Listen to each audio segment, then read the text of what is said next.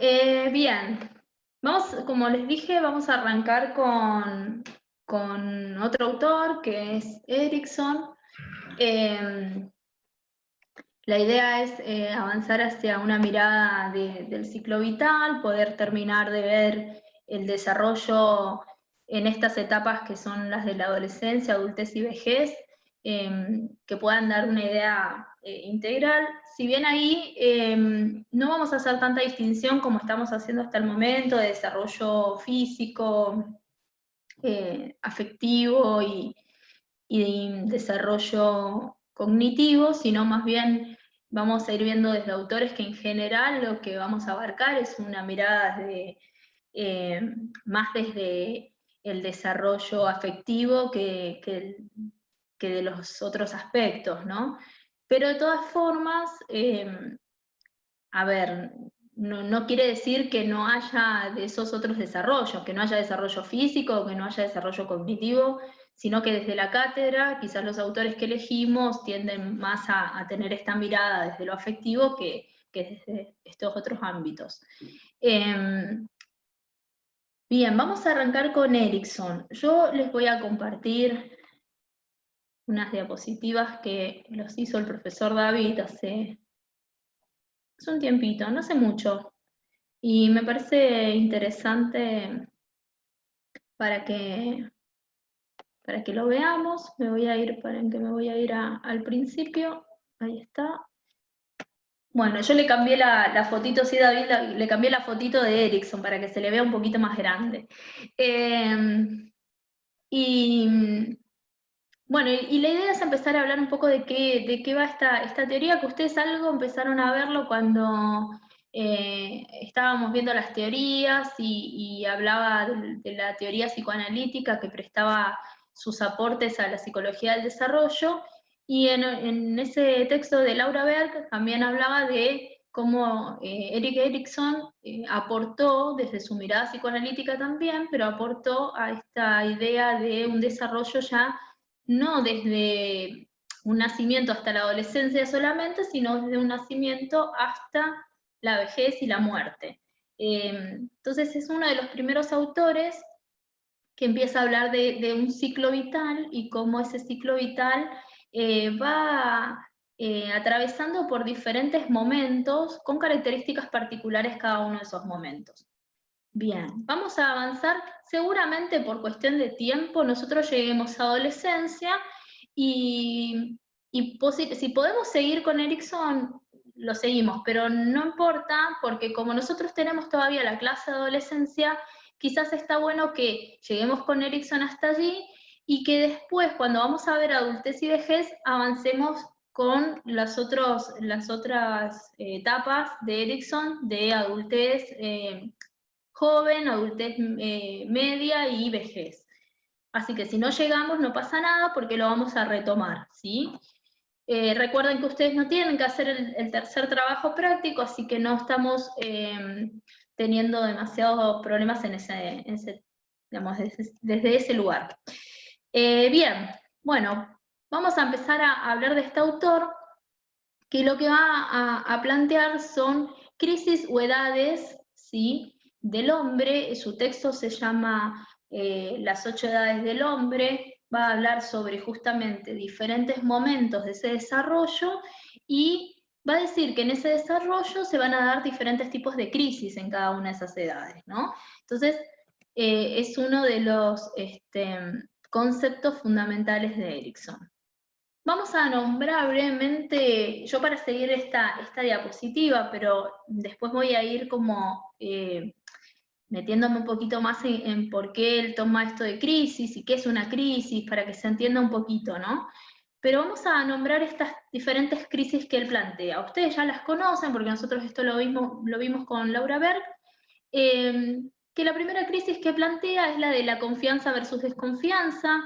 Desde el punto de vista cronológico va desde el nacimiento hasta más o menos los 18 meses. Nosotros podemos asociar que con otros autores que ya vimos, qué etapas, por ejemplo, de desarrollo psicosexual es, y sabemos también desde el desarrollo cognitivo qué momento estás, digamos, atravesando el sujeto en esta etapa, ¿no?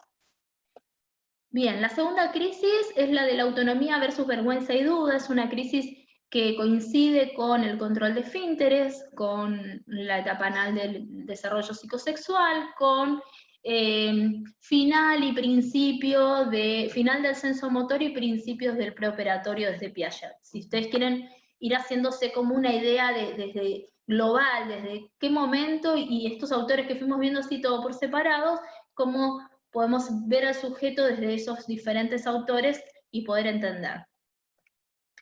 La tercera, iniciativa versus culpa, etapa de juego, etapa que va desde los 3 a los 5 o 6 años más o menos, y que, a ver, ya la palabra culpa nos remite, sabemos que Erikson fue, digamos, un psicoanalista y tomó la teoría de Freud, sabemos que acá está apareciendo algo que genera culpa.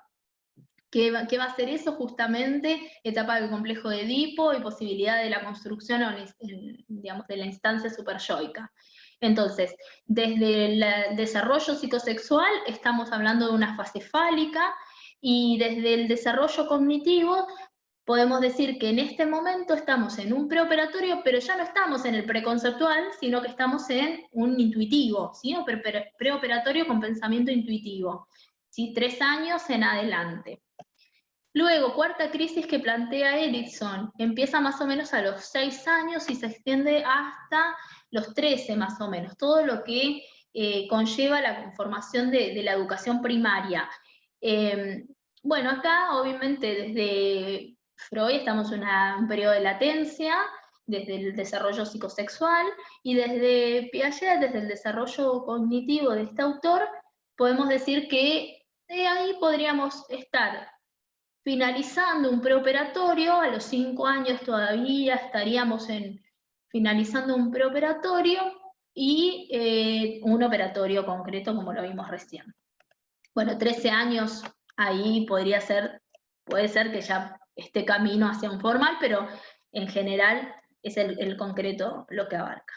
Y tenemos la quinta crisis que plantea identidad versus confusión de rol. Estamos en un periodo cronológico de los 13 a los 21 aproximadamente. Acá igual tengan en cuenta que las edades en cuanto a comienzo y finalización a veces son bastante fáciles de poder ubicar y otras veces son bastante difíciles. Con la adolescencia es bastante difícil poder determinar su finalización. Su comienzo quizás lo podemos delimitar un poco con la pubertad, pero en general es bastante complicado porque ha cambiado mucho. Estamos hablando de una teoría de los años 1950 del siglo pasado, entonces estamos hace bastante tiempo. Y hoy en día la adolescencia puede empezar mucho antes de los 13 años, si vamos a tomar como punto de partida los cambios puberales, ¿no? Y puede llegar a extenderse más de los 21 o puede ser que antes la adolescencia pueda estar. Eso tiene mucho que ver el contexto social. En general, les pusimos estas edades como para que ustedes tengan cierta noción del momento cronológico del desarrollo, pero siempre tengan en cuenta que es muy relativo al momento histórico y a la sociedad en la que está el sujeto inserto. Y además a su propia historia individual, ¿no? Sexta crisis, intimidad versus aislamiento. Estaríamos hablando ya de un pasaje hacia una adultez joven, desde los 21 hasta los 40. Igual acá, bueno, 40, un poquito menos, pero bueno. Pero bueno, digamos que eso también cambia mucho. Yo me quiero seguir considerando adulta joven, pero bueno. Entonces, bueno, cambia mucho, pero en función de la sociedad. La séptima crisis, generatividad versus estancamiento, estamos hablando de un adulto, de la adultez mediana, adultez media, y acá en general es lo que por ahí otros autores se ubican la crisis de la mediana edad, ¿no? Bueno, como verán, este autor habla de crisis desde el nacimiento, entonces coincide esos otros autores que hablan de una crisis de la mediana edad con esta séptima crisis que dice Erikson. Y por último, la octava crisis, que es la integridad versus desesperación. y que tiene que, integridad del yo, integridad yoica también la pueden encontrar, versus desesperación, que va más o menos desde los 60 años en adelante. Acá puede ser que lo que marque el pasaje a esa crisis sea también la jubilación. Entonces eso también depende de que con qué edad, a los 60 años todavía no es una edad para jubilarse, bueno, algunos trabajos puede llegar a ser, pero en general no. Entonces la jubilación es lo que marca el pasaje a esta crisis en muchos casos. ¿Por qué? Porque, bueno, en algún punto la idea de generatividad, de ser productivo, de generar cosas, está muy asociada al trabajo y entonces también puede ser que eso lleve a que mientras esté trabajando todavía se esté dentro de la séptima edad o séptima crisis. Bien. Bueno, David, nos pusiste sonido, me había olvidado que era con sonido. Bueno, yo esto lo vamos a ir desarmando. Y con sonido y un poquito de magia, ¿viste? Sí, era como Esas transiciones que te permite hacer PowerPoint, es lo que más me divierte de hacer eso. Sí, tal cual, las animaciones y las transiciones. Bueno, esto es un poco un cuadrito que resume todo lo que vamos a ir viendo. Pero antes, esperen que antes de irme a esto y que no quiero que se confundan, voy a decir un par de cosas con respecto a Erikson. Erikson es un psicoanalista que trabajó gran parte de su vida profesional en Estados Unidos. Entonces también tiene una mirada muy capitalista de muchos conceptos, digamos, que plantea, ¿no? Por eso cuando hablamos de industria o ustedes van a ver que por ahí en la tercera crisis habla de la empresa como una institución que, social donde está representado un poco estos contenidos que él plantea en la tercera crisis. Entonces tiene como una mirada respecto a las, digamos, a estas situaciones o diferentes crisis que va sufriendo el sujeto, diferentes situaciones que va teniendo que sortear, desde una mirada capitalista, desde una mirada, digamos, anglosajona, en donde, digamos, podríamos decir que si bien hoy en día el capitalismo se ha extendido por todo el mundo, pero bueno, tiene esta base, ¿no?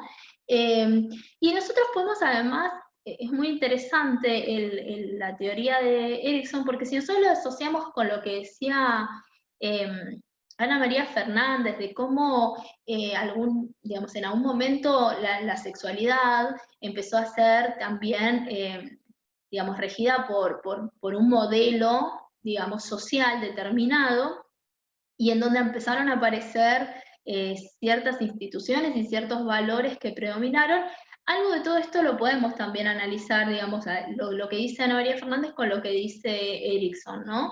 De esta mirada digamos, del sujeto muy industrializado, ¿no? Muy desde la revolución industrial.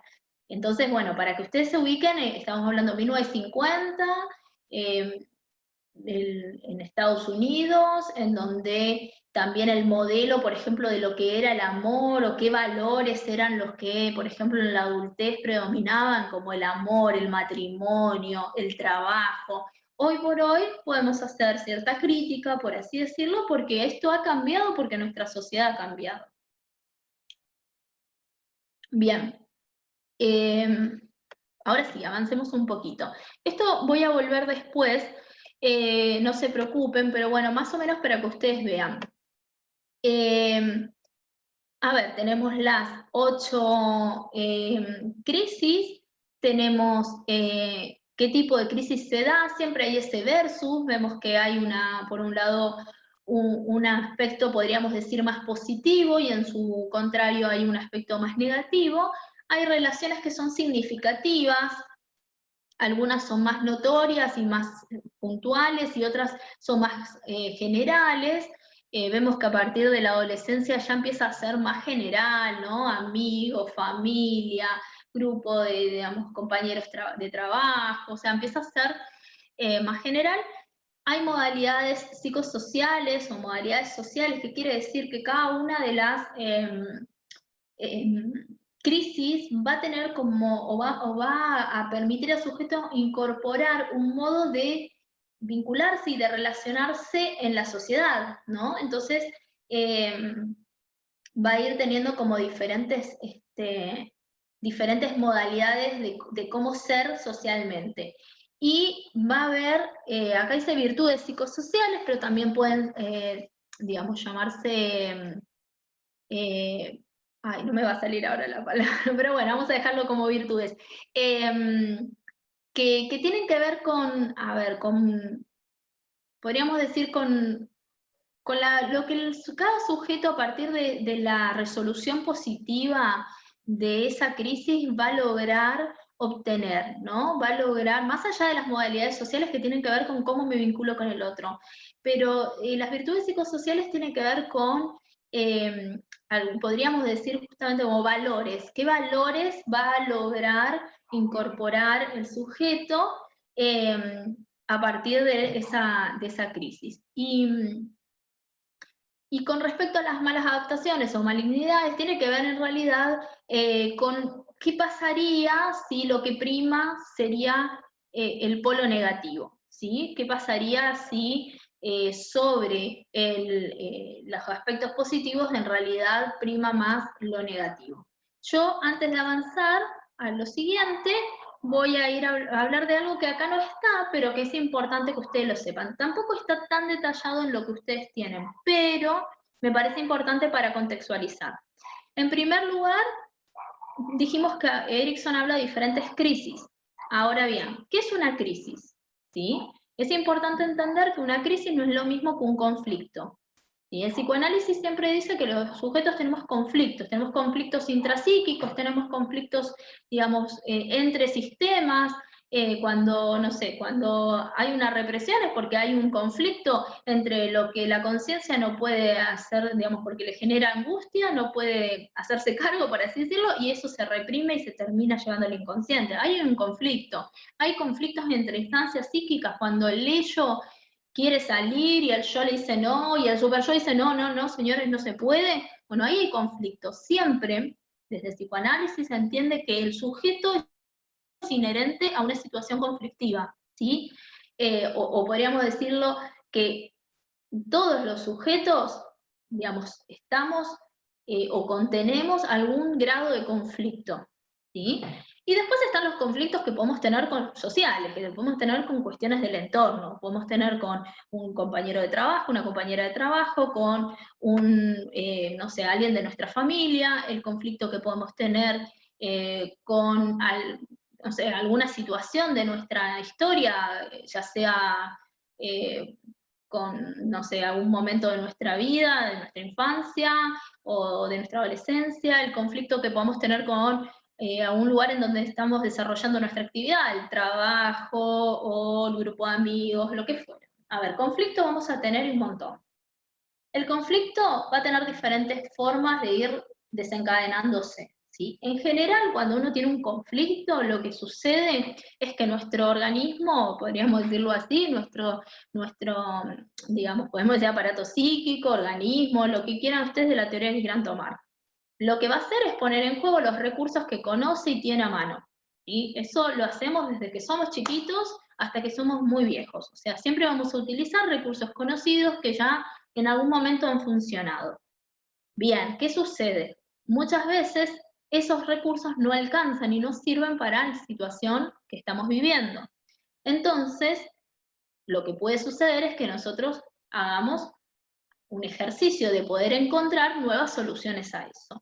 Puede ser que agarremos cuestiones pasadas que ya nos han funcionado, pero que las ayornemos, que las tratemos de modificar, que le busquemos la vuelta y veamos si con eso el conflicto se puede resolver. En general, muchas veces los conflictos se resuelven. Se resuelven aplicando nuevas situaciones, digamos, nuevas formas de resolverlo, ayornando, digamos, resoluciones o formas de resolverlo viejas. En general, el conflicto se suele resolver. A veces utilizamos mecanismos defensivos, negación, niego que tengo un conflicto, está todo bien, ya está todo, intelectualizo y digo, trato de dar una explicación a ese problema que tengo con el otro o con quien sea. Pero puede pasar que una situación, lejos de mejorar porque yo aplique ciertos recursos, me lleve a que la tensión se eleve demasiado al punto tal de que todo mi, digamos, todo el sujeto, todo mi aparato psíquico, toda mi mente, toda mi integridad, le podría decirlo así, se siente dentro de la situación conflictiva, porque empieza a sentir cada vez más tensión el sujeto y ya esa tensión se aparta de la situación conflictiva, empieza a abarcar otros momentos y otras situaciones del sujeto, ¿sí? Entonces, cuando voy a responder a Miriam que preguntó, ¿los conflictos se experimentan en cada etapa como punto de inflexión? A ver, yo estoy tratando de introducirles al tema todavía. Yo lo que les estoy diciendo es que los conflictos, siempre vamos a tener conflictos en cualquier momento y en cualquier lugar. Todavía no vamos a hablar de las etapas. Yo ahora les voy a explicar qué es la crisis. Estoy tratando de ir como poco a poco. Ahora vemos si por ahí lo puedo llegar a responder tu pregunta o si la volvemos a tratar de explicar, Miriam. Ahora, puede pasar que un conflicto, por más que apliquemos todas las posibilidades de resolverlo, no lo pudimos resolver. Entonces, lo que se sucede en general es que empieza a elevarse tanto la tensión que el sujeto, la misma situación de no poder resolver el conflicto, termina generando tensión y termina siendo un problema más que lo originó. Entonces, en esos casos son cuando decimos que hay un conflicto, perdón, que hay una crisis, perdón, ya estoy repitiendo palabras, que hay una crisis. Ahora bien, la crisis me supone a mí reinventar, ¿sí? Realmente inventar una nueva solución, reinventar algo nuevo para poder salir de ella, ¿sí? Eso lo podemos hacer solos, a veces necesitamos ayuda, a veces necesitamos ayuda de la familia, a veces necesitamos ayuda profesional. Eso depende de las características particulares de cada persona, depende de su historia personal, digamos, no solamente de la situación en sí misma que derivó toda esta situación conflictiva y la crisis a su vez, sino también de la historia personal del sujeto y de la historia social de cada uno, ¿no? De las interacciones sociales, de los grupos sociales con los que uno cuenta, del momento histórico, digamos, en el que uno está. Eso también contribuye un montón a cómo uno resuelve o no resuelve ciertas situaciones. Ahora bien, ¿qué es lo que plantea Erickson? Él dice, esa situación de crisis que uno en general tiende a tener ese concepto de crisis como algo negativo, en realidad es algo que todos los sujetos atravesamos en algún momento porque debido al momento evolutivo, a la necesidad del ambiente de respuesta, o sea, a la necesidad de que nosotros como sujetos respondamos a ciertas cuestiones del ambiente, nos lleva a que el sujeto entre en crisis y necesite encontrar la manera de resolver esa situación para avanzar a la situación siguiente o a la etapa siguiente. Entonces, en primer lugar, para que se entienda, Erickson no va a hablar de la crisis como algo negativo. Él, si bien dice que hay crisis neuróticas y psicóticas que tienen que ver con esas estructuras que dice Piaget, y que ahí sí estaría más asociado a la patología, por así decirlo, más allá de que después Freud dice, Piaget dije, no, perdón, dije que Freud, más asociado a lo que dice Freud. Más allá de que después Freud diga que la neurosis es algo que tenemos todos, que no es algo anormal. Erickson va a decir que las crisis asociadas a la neurosis y a la psicosis, bueno, sí son crisis que podríamos decir son más negativas, empobrecen al yo, no lo enriquecen. Lo que se resuelve ahí es difícil de resolver y a veces necesita mucha ayuda del sujeto para resolverlo. Ahora bien, él está hablando de otro tipo de crisis que tienen que ver con un crecimiento del sujeto, con ir avanzando hacia mayores adquisiciones y que tienen que ver con el entorno, con el momento en el que está, con la situación en sí misma social en la que él está y el momento cronológico en el que el sujeto va atravesando. Entonces, a partir de eso, se genera una crisis, la necesidad de poner en juego nuevos recursos, de inventar nuevos recursos, de construir nuevos recursos para poder salir adelante. Esas crisis para él las considera crisis evolutivas y son las que fuimos viendo en esas 8 edades. Esas crisis evolutivas, dice, las atravesamos todos los sujetos. Lo importante de esas crisis es que la crisis lo que va a permitir o debería permitir es el enriquecimiento del yo. ¿Sí? Él hace mucho hincapié en el desarrollo del yo por sobre lo que decía Freud en cuanto a su teoría. Freud decía, daba mucho más bolilla al ello y a cómo eran las pulsiones. Bueno, Erikson en realidad, digamos, difiere de Freud en ese sentido, en que el yo tiene muchísima relevancia porque es el que pone en juego mecanismos defensivos, porque es el que tiene que estar lidiando con el ello, con el superyo, con la realidad, y justamente a partir de eso es que Erikson dice, bueno, a partir de la resolución de cada una de esas crisis, el yo se va a ver fortalecido. Y esto que le decía de virtudes, que no me estaba acordando la otra palabra, eran fortalezas. Justamente habla de virtudes o fortalezas que el sujeto va a ir adquiriendo a partir de la resolución de cada crisis.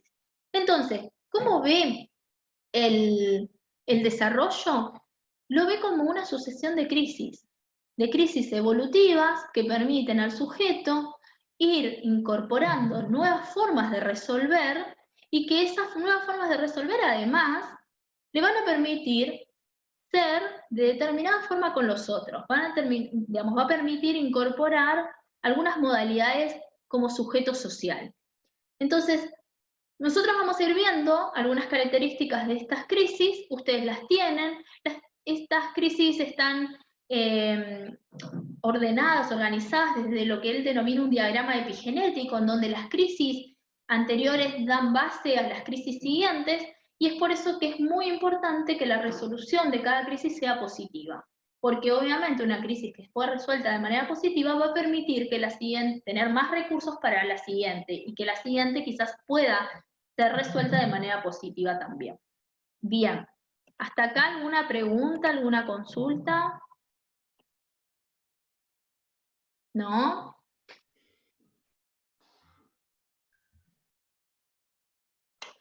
Bueno, yo quiero creer que está todo claro. Está Sí, todo perfecto. clarísimo, También clarísimo. no hay ninguna pregunta en el chat. Por momentos se fue cortando, no sé cómo lo vieron ustedes.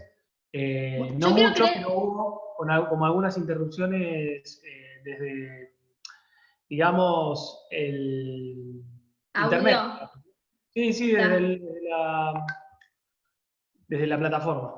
está bien. Bueno, Pero, esperemos que bueno, quede grabado bien, digamos, y lo estamos grabando, ¿no? ¿A todo esto? estamos grabando, sí, Ah, sí, estamos grabando hace no, por 10 las minutos. dudas, por las dudas.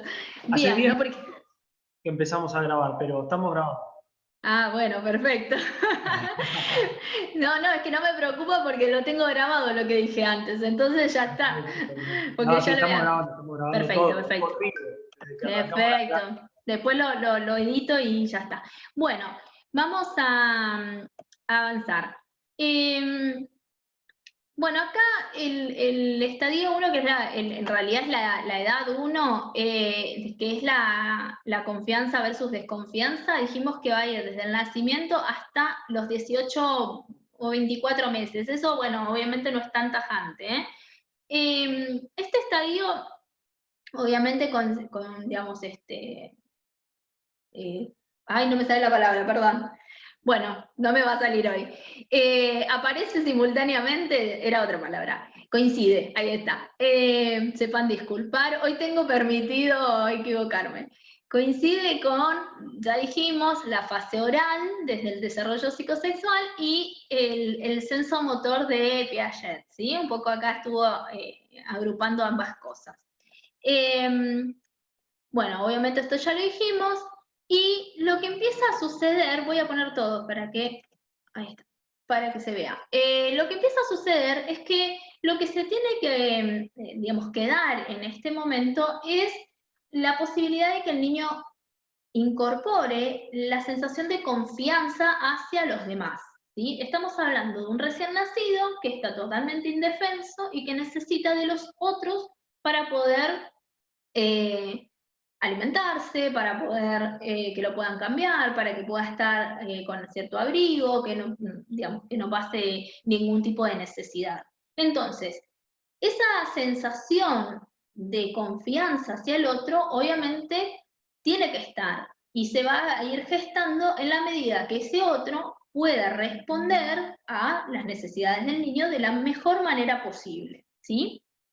Entonces, obviamente que acá plantea esto del calor del cuerpo a la madre, no solo desde el afecto, sino también desde los cuidados, el niño va a ir incorporando la confianza de que mamá o papá, y principalmente acá se hincapié en la relación con la madre, mamá va a estar, va a poder responder a mis necesidades y puedo confiar que si, digamos, lloro, en algún momento ese llanto se va a calmar porque va a venir mamá y me va a dar el pecho, la mamadera o lo que fuera. Obviamente que esto no es que hace una reflexión de forma consciente, esto es una sensación. El niño empieza a tener la sensación. Esa sensación de que esa ansiedad, podría decirlo así, en términos más psicológicos, que esa frustración va a tener un límite. ¿Por qué? Porque va a venir un otro y va a poder marcar algún tipo de diferencia para poder calmarme, para poder hacerme sentir bien.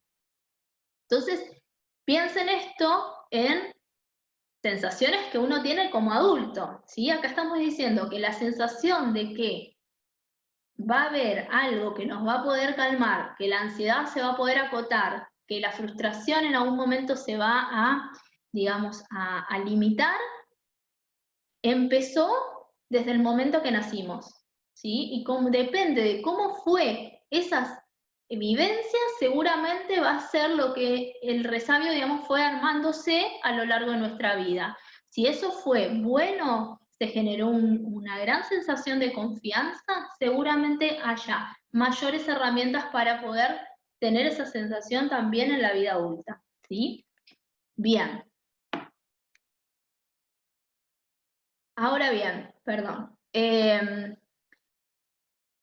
Lo que dice Erickson también es que esta sensación de confianza da paso a poder empezar a confiar en sí mismo también, ¿no?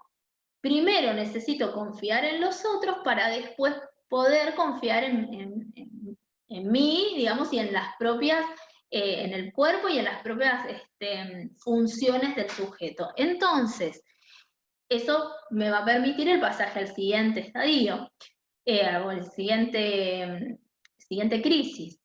En esta primera crisis, lo que tenemos como modalidad, nosotros habíamos dicho, voy a volver otra vez para atrás, hay mucho como modalidad, digamos, social, el dar y el recibir, ¿sí?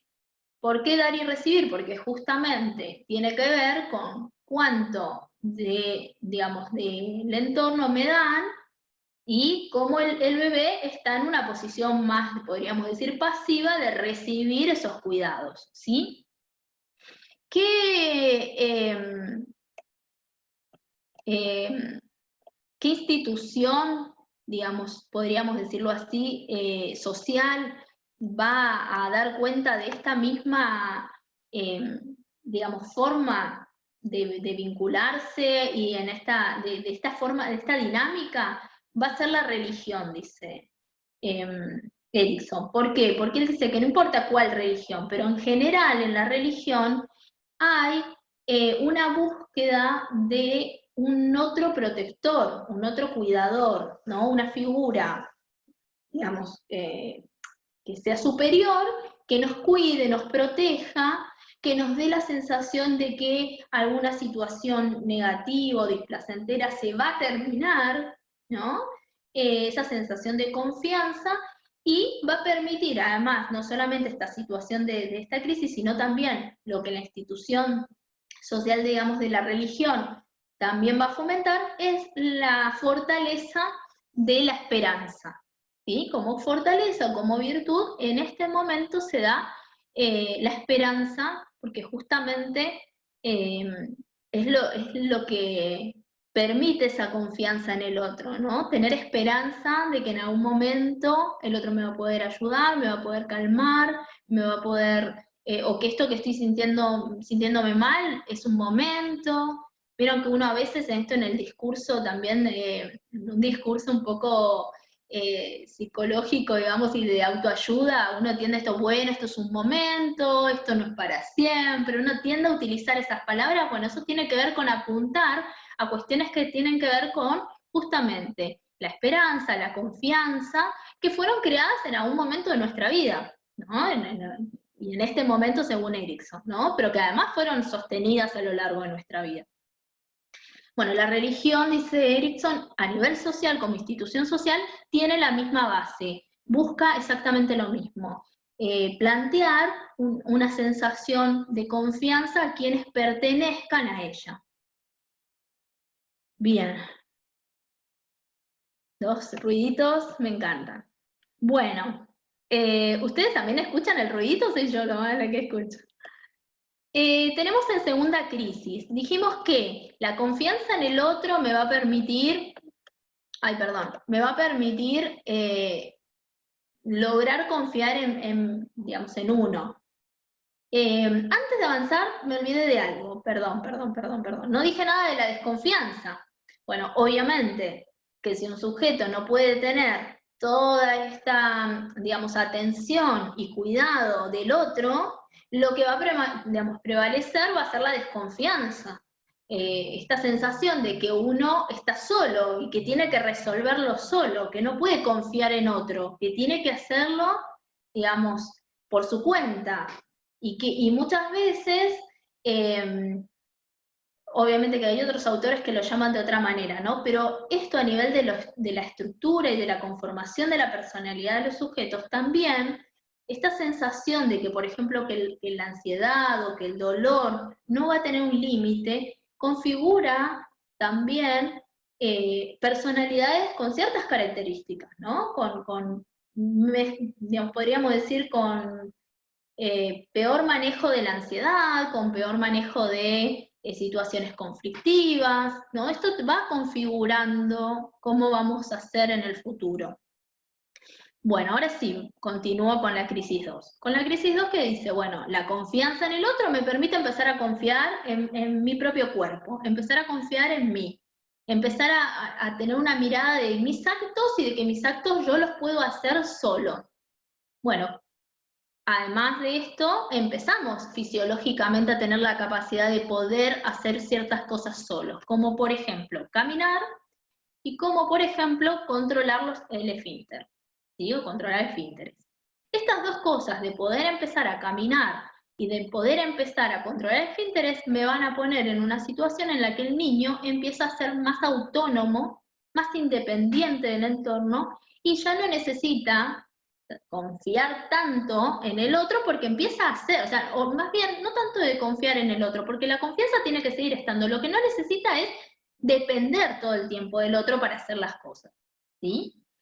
La confianza tiene que seguir estando, porque el niño, si no tiene confianza en este momento, y una confianza que sea lo más certera posible, de que por más que él se equivoque, porque va a ser una etapa en la que el niño cuando empieza a caminar y se cae, o el niño cuando, vieron que los nenes cuando empiezan a caminar, se pone un papá o, bueno, papá o mamá, lo que fuera, de un lado y el otro, ¿no? Un progenitor de un lado y otro progenitor del otro.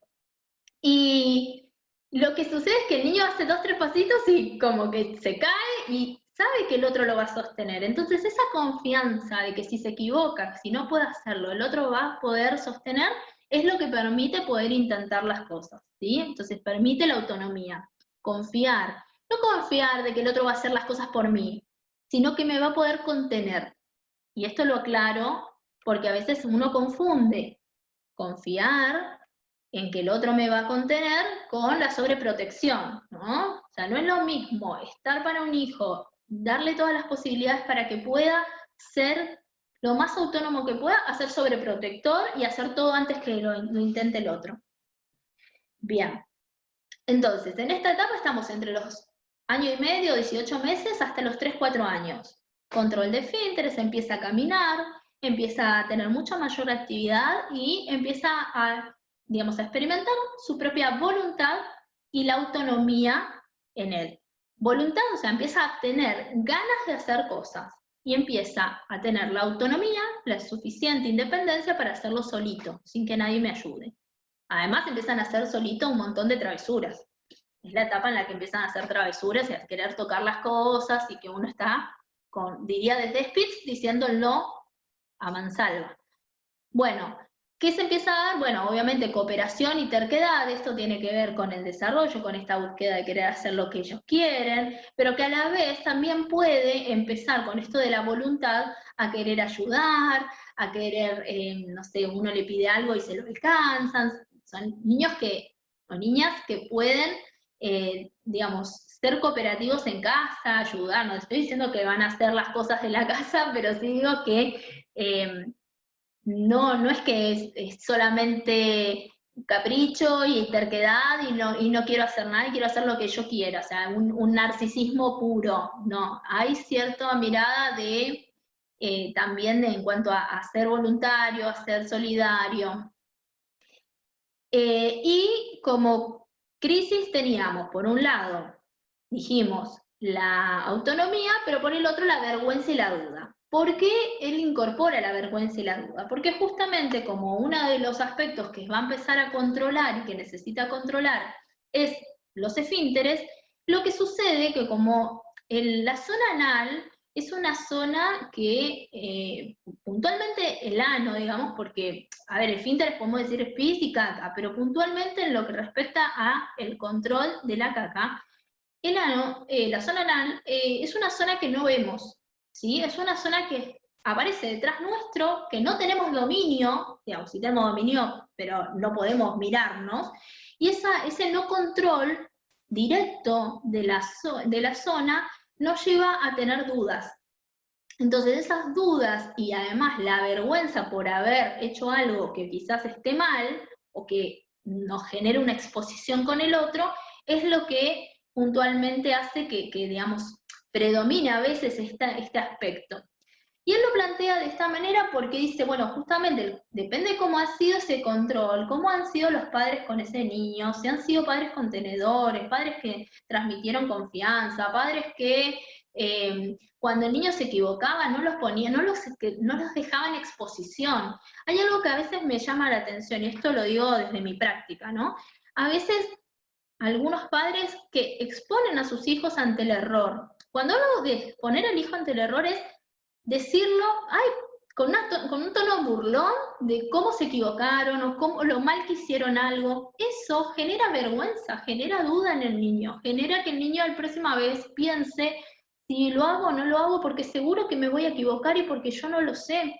Y esto a veces suena, o sea, uno dice, bueno, ¿qué padre haría eso? A veces uno lo hace de forma totalmente inconsciente. Yo no digo que lo hagan porque son malos padres, sino simplemente porque no se dan cuenta que el niño, cómo está tomando esa actitud del adulto, no lo toma de la misma manera que el adulto, no registra las mismas cosas. Lo digo porque a veces lo noto bastante, ¿no? Esto de, bueno, a veces como burlarse, como reírse de lo que se equivocan, de lo mal que hicieron algo, o de no saber algo. Bueno, esto no es una actitud que promueva la autonomía, eso es una actitud que inhibe, que genera vergüenza, que genera duda en el niño. Entonces, lo que dice Erikson es, los padres principalmente, porque acá ya no es solo la mamá, también está incluido el papá, se amplía, ya hay una triada, el padre, la madre, que son los, digamos, sujetos más inmediatos, que están más encargados de la socialización de ese niño, son los que deben promover la autonomía mediante la contención, mediante una adecuada confianza sostenida, que no sea sobreprotección, pero que además permita, digamos, la autonomía del niño, permita equivocarse, y que esa equivocación no es el fin del mundo ni pasa nada, digamos, malo porque se equivoquen. A veces uno tiene como la idea de que el error y equivocarse está mal, ¿no? Como que en realidad si no hubiera error no aprenderíamos nada. Bien, tercer estadio, me quiero apurar un poquito, a ver. Estamos ya entre los 3, 4 años hasta los 5, 6 años. En este estadio Desde el desarrollo psicosexual estamos en la fase fálica, desde Piaget podemos decir que estamos en un preoperatorio, pero un preoperatorio intuitivo. En la crisis anterior estábamos en un preoperatorio preconceptual. Y lo que tenemos acá en este estadio es la edad de juego, digamos. Obviamente que ya vimos que el juego se desarrolla mucho antes, pero como que esta etapa termina siendo la etapa en donde el juego es mucho más fructífero que en otro momento. ¿Por qué? Porque es donde más predominio hay del juego simbólico. Entonces, y además a nivel educativo también, ¿no? Etapa de preescolar, de jardín, en donde se promueve el aprendizaje a partir del juego. Es una etapa que socialmente también está ubicado el juego allí. Estadio genital es, digamos, de genitalidad infantil, ¿eh? No confundan la genital de la adolescencia, es un estadio de genital infantil. Y bueno, obviamente, lo que ya les decía de Piaget. ¿Qué aparece acá como característica? La idea de la iniciativa. Nosotros dijimos, un niño que tiene confianza va a lograr tener la voluntad y la autonomía para hacer las cosas. Perfecto. Pero se le agrega a la autonomía la iniciativa, la planificación. Es el niño que planifica, que ya puede empezar desde lo cognitivo, ya puede empezar a manejar imágenes mentales, ya pueden manejar lenguaje, una niña que puede empezar a pensar qué hacer, qué decir, y entonces estamos con, digamos, un mayor recurso de los sujetos para poder manejar esta crisis. Mediante el juego es el momento en donde mayor actividad, podríamos decir, se obtiene de esta crisis o de este momento. Entonces dice Erikson, la iniciativa sugiere una respuesta positiva ante retos del mundo, asumiendo responsabilidades y aprendiendo nuevas habilidades. Esto, ¿por qué lo planteo? Porque obviamente cuando hablamos de iniciativa, la iniciativa va a ser buscando un objetivo, buscando un fin, cuando dice asumiendo responsabilidades, no quiere decir que el niño sabe perfectamente que tiene una responsabilidad. Obviamente que no, que va a ser el adulto el que lo tenga que ir marcando. Pero sí, si por ejemplo quiere algo, sabe qué tiene que hacer para obtenerlo. Entonces nosotros vamos a decir, quiere salir a la plaza. Y si a un niño de 4 o 5 años, nosotros le decimos, bueno, si vos te portás bien, si hoy haces caso y no te pones a, no sé, a pegar a tu hermanito o tu hermanita, nosotros vamos a ir a la plaza mañana. Perfecto. Siempre estoy haciendo como acotado, porque no le vayan a decir la semana que viene, por favor. En este contexto no vayan a hacer este ejemplo, porque no le van a poder llevar a la plaza excepto que estén por capital. Y hasta ahí nomás. Entonces, digo, voy a dejar mirar la tele, lo que fuera. Somos acotados, pero si el niño sabe que tiene que hacer ciertos pasos para lograr el fin, ¿sí? Y muchas veces esos pasos no es que el adulto le dijo que tiene que hacer, muchas veces el niño ya por sí mismo sabe que si hace algunos pasos obtiene el fin. A veces me pasa, bueno, escuchar el relato de algunos padres que, digamos, que me cuentan cómo es la reacción de los chicos para cuando quieran que le den algo, no sé, por ejemplo, el teléfono. Entonces empiezan como todo, como un ritual, ¿no? Como empezar a buscar cómo comprar a mamá o a papá para que le den el teléfono, o cómo le dicen, o le van y le dan un beso. Entonces el niño tiene la iniciativa y sabe perfectamente cómo tiene que ir actuando para poder lograr aquello que está queriendo. Entonces, ¿es muy inteligente? Sí, sumamente inteligente. Sabemos que tiene una inteligencia que la puede aplicar y que esto le ha funcionado en otros momentos, por eso lo está aplicando. Y le permite lograr un objetivo. Bueno, obviamente que en esta etapa es donde mayor actividad de la imaginación hay, mayor actividad física hay, es un niño que es enérgico, que es un niño que realmente necesita, digamos, de la expresión motriz.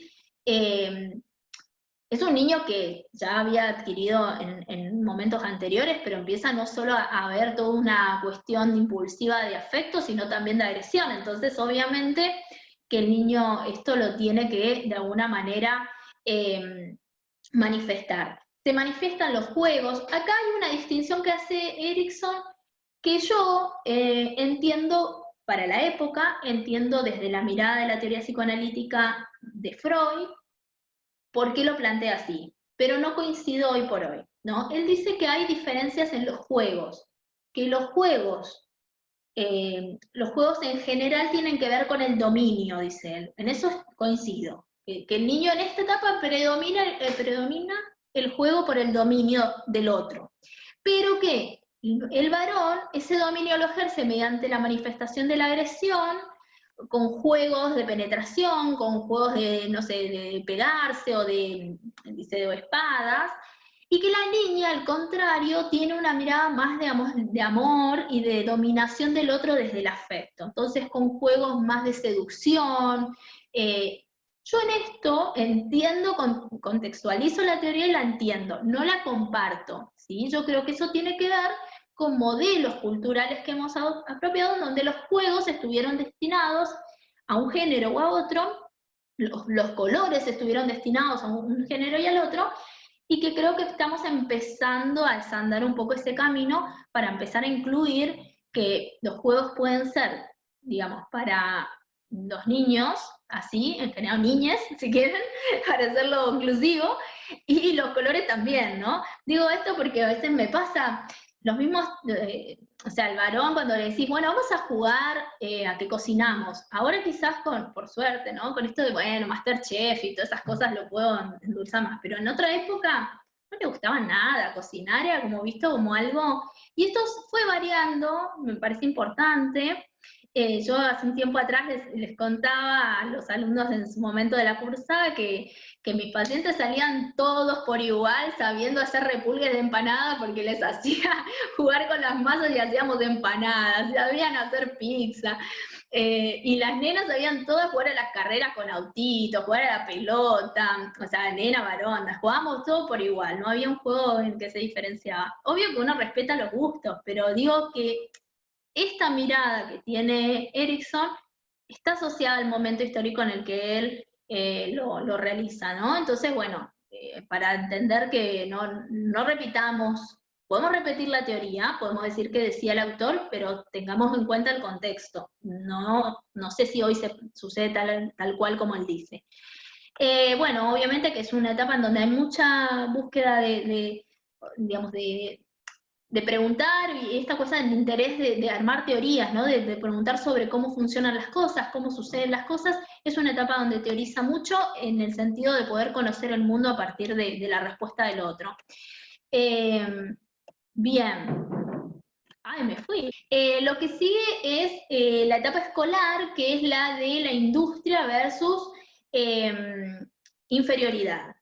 ¿Qué es lo que predomina en esta etapa? Es una etapa, obviamente dijimos, una etapa que abarca toda la escolaridad primaria. El niño empieza a manejar otras herramientas. Las herramientas que empieza a manejar son las herramientas que cada sociedad considera importantes para que en ese futuro adulto las tenga y pueda ser competente en esa sociedad. Digo, bueno, hoy en día nadie discute que un niño hasta de jardín tiene inglés o tiene informática o lo que fuera, y eso tiene que ver con los acuerdos sociales que se va teniendo respecto a qué es lo que se le va a dar valor y hacia dónde apunta la sociedad, ¿no? Digo, bueno, que el inglés sea un idioma que se tome como universal es una construcción, digo, ¿no? Lo hacemos, lo construimos y lo valorizamos los sujetos. Pero digo, esto, no sé, 20, 30 años atrás, capaz que era una situación que no se daba en todas las instituciones educativas, quizás no era importante, quizás lo tenías que hacer por fuera de la escuela.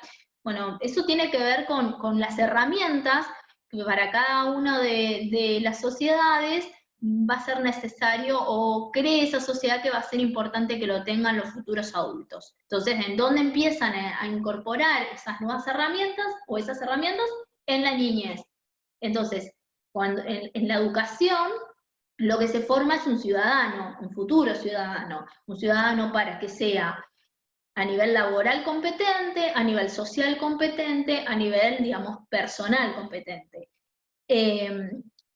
Y en este aspecto yo lo que resalto es, digamos, ¿qué cosas son las que al niño se le dan como herramientas para que pueda ser competente, para que pueda tener esto de la industria, en realidad sea que el niño tenga las suficientes herramientas para poder el día de mañana generar y crear una tecnología? Cuando hablo de tecnología no estoy hablando solamente de los dispositivos y todas estas cosas, sino de producciones, digamos, a nivel de la industria que permita a la sociedad un crecimiento. Entonces, la institución para Ericsson digamos, que resume este momento de la industria es el ethos tecnológico, ¿no? La idea de la tecnología como búsqueda del crecimiento social. Y algo que predomina como modalidad social es esto de el compartir con los otros, el empezar a, digamos, a colaborar con nosotros en lo que tiene que ver con juegos de reglas, en hacer con el otro, ¿no? Esa es la modalidad social que empieza a operar en esta crisis. Ahora, esa competencia, que es una fortaleza, que es lo que se busca, que es lo que la crisis busca llegar, yo siempre les marco esta diferencia, ¿no? ¿Cómo se interpreta la competencia? Si la competencia es decir, bueno, soy competente para poder adquirir, digamos, no sé, un mejor trabajo, para poder estar a la altura de, no sé, una formación académica, una universidad, lo que fuera, o competencia en cuanto a lucha con el otro para poder ganar, ¿no? Entonces eso sí me parece que tiene que ver con cada sociedad en cómo interpreta las herramientas que da, ¿no? Si interpreta dar herramientas al otro para que, digamos, para que compite, para marcar la individualidad, o para, en realidad, fomentar sujetos cada vez más, digamos, no quiero repetir la palabra competente, pero cada vez más aptos para poder lograr sociedades cada vez más complejas. Entonces eso, un punto. Y en otro punto que me parece importante de esta crisis es el polo negativo, lo que tenía que ver con la inferioridad. Yo sé que me estoy olvidando cosas, ahora cuando estoy hablando de esto me olvidé de hablar de la culpa, pero bueno, de la culpa ya hemos hablado algunas cositas con Freud, ¿no? Tiene algo muy diferente de lo que decía Freud en este caso. Si tienen dudas, la semana que viene lo vamos a retomar, ¿eh?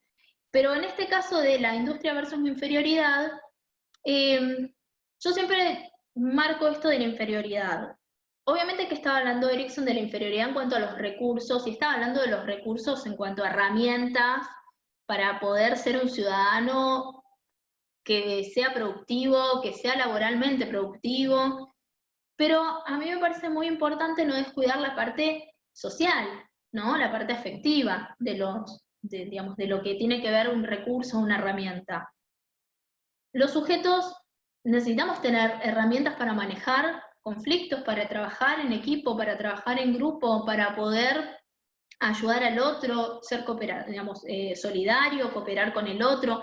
Y me parece que es importante que esas herramientas que tienen que ver con habilidades sociales, también en la educación formal, se intente potenciar, ¿no? Que se intente potenciar que el niño pueda tener un grupo de amigos, que no sea excluido, que pueda ser entendido desde la multiplicidad de sus características, que pueda ser tenido en cuenta desde la originalidad de sus puntos de vista, y eso va a permitir tener un sujeto con muchas más herramientas a la hora de poder dar cuenta de lo que piensa, de lo que quiere y de lo que siente. Y esto siempre lo destaco porque no hace hincapié así puntualmente la teoría, pero me parece importante porque muchas veces hay mucho desfasaje, perdón, más que desfasaje, mucho déficit de las habilidades sociales. ¿Sí? Nos enfocamos en que el niño sepa, y que sepa mucho desde el conocimiento de no sé, a ver, que sepa matemáticas, que sepa lengua, que sepa inglés, que sea un genio, y nos olvidamos de que, aparte de todo eso, el niño comparte con otros, que tiene que mantener una conversación con el otro, la empatía, el ponerme en el lugar del otro, el no, a ver, pensar solo en mí, también poder tener un pensamiento colectivo, y eso a veces los adultos no fomentamos, ¿sí? Yo a veces doy el ejemplo de que uno dice, vos tenés que compartir, vos tenés que ser bueno, vos tenés que hacer, pero cuando el niño viene sin los colores porque dijo que les prestó el compañerito y el compañerito no lo devolvió, decimos, vos no le prestás más a ningún compañero tus lápices. Entonces a veces nos contradecimos. Entonces, digo, estas cosas hacen a las habilidades sociales, a darles herramientas a los niños que no tienen que ver solamente con los conocimientos formales por ahí de una currícula. Bien, me voy a quedar hasta acá, así podemos hablar de la identidad versus confusión de identidad o de rol en la clase que viene con lo que vamos a ver de adolescencia, ¿sí?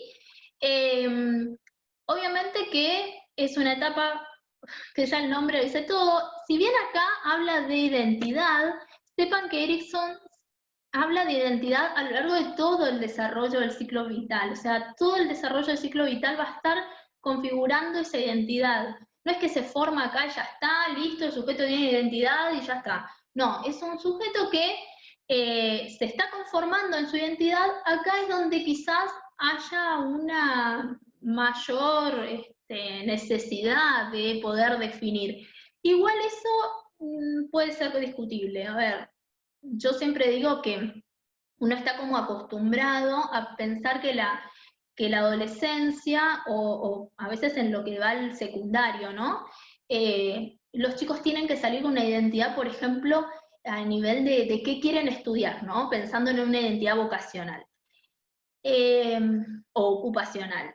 Y he escuchado a muchos adolescentes sufrir esta necesidad de tener que decidir porque todavía no se sienten preparados y porque además la sociedad les está imponiendo una decisión ya, digamos, ¿no? Y entonces a veces eso también, digo, esto de que sea un momento en que tienen que resolver algunas cuestiones relacionadas a la identidad, es verdad, pero los tiempos a veces no son que a los 18, bueno, ya tenés que saber qué querés de tu vida, qué querés hacer, si terminas el colegio vas a seguir estudiando, vas a trabajar, y el adulto impone algo que, seamos sinceros, algunos con suerte sabíamos más o menos qué queríamos en la vida, pero medio que salimos a ciega a probar suerte a ver si eso era o no era lo que nos gustaba, y a veces tuvimos suerte y otras veces no, y tuvimos que volver a rearmarnos y a intentar otra cosa.